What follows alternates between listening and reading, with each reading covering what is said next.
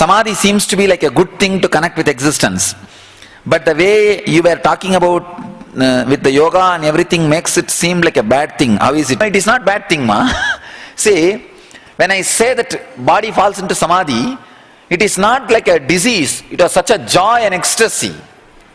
Because you have not experienced it, you are saying it's a bad thing. It is not bad thing. Dear Swamiji, you said less thought, more action. But you also said mind is action. Please understand. When I say mind is action, it's more thoughts. That is what I mean. So when I say mind is action, stop it. When I say less action, less thought, more thought, again I say stop it. But both places I am saying stop the mind. See, when I say mind is an action, I am saying stop it. When I am saying less thought, more action, again I am saying stop the mind so that less thought, more action will happen through your body. See, less thought and less action is inertness, dullness, dumbness. More thought, more action means restlessness. Less thought, more action is Jivan Mukti, living enlightenment. I keep switching positions and postures during. Will that change the intensity of meditation? It will be good if you freeze the body during meditation. But there are sessions like working on Kundalini. Those moments, automatically body moves perfect. But you moving it because of uncomfort is wrong in all meditation techniques. I practiced heart-centered meditation for many years, so now my awareness automatically is on the heart chakra. I think automatically being on the heart chakra is perfect, ma. But when we work with the different techniques, do not hold on to that itself. Just go ahead with the whole process. You are not able to do that breathing. Try actually centering on the heart will help you do this.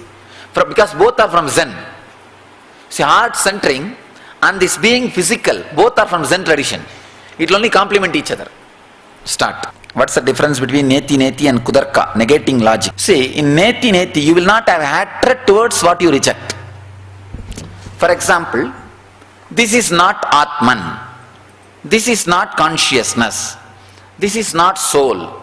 This is not Brahman. But I do not have hatred for any of this. You understand? So then when I negate, then naturally I come to my body. Hey, this is not God. Forget about it, because it can disappear in few hundred years. And then mind, no, this is not God, because it can change any moment. Then I go to buddhi. No, even this is not God, because it can disappear maybe in few thousand years, if it was there. And then slowly we negate. Ultimately, the energy which negates, that itself will disappear. That is a superconscious experience. When you experience that, suddenly you will realize whatever you negated, all put together is God. That will be the experience. So when you negate, you do not hate. But Kudarka brings hatred. See, if it is just a negation, it is perfect and it will lead you to enlightenment. I can say in a way, these guys who have this feeling connection, their path becomes lot more easy. The things which happens becomes easy. But it is not basic necessity for enlightenment. But if you have the hatred, nothing can be done. If you have the Kudarka, then doors are closed. Even though I experienced the great truths through the Vedic tradition, through the techniques, I accept the sanctity and uniqueness of all religions, which leads to enlightenment. Please understand? All traditions, all religions carries the sacred sentiments which leads to enlightenment. So I accept everything, I respect everything. So I have no problem with any other tradition. Only Vedic tradition has boldness to say, Ekam Sat Vibra Bahuda Vadanti. So, truth is one. Sages, people who experienced, call it in many names, different paths, different techniques, different methods. And finally, we are very clear, each tradition is sacred and unique. Understand? I am not saying all religions are equal. I am saying all religions are unique and sacred. unique and sacred. I'll tell you the exact science behind this question. See, any decision you make, you reduce the choice. The next decision you make, you reduce choice. The next decision you make, reduce choice. It's like a going back increases more choices.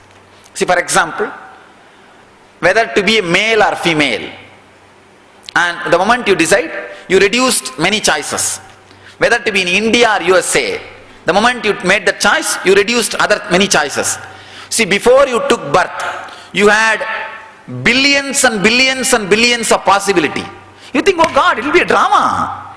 Great fun to go and be in a place where I have billion choice. But the moment you chose male body, the billion has become million. The moment you chose the country, the million has become lakh. The moment you chose the language, the lakh has become 10,000. The moment you chose the profession, the 10,000 has become 1,000.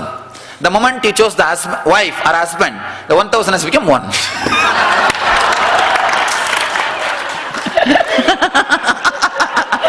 Now you are in a mess. You see, when you decided to land, you are in freedom, billions.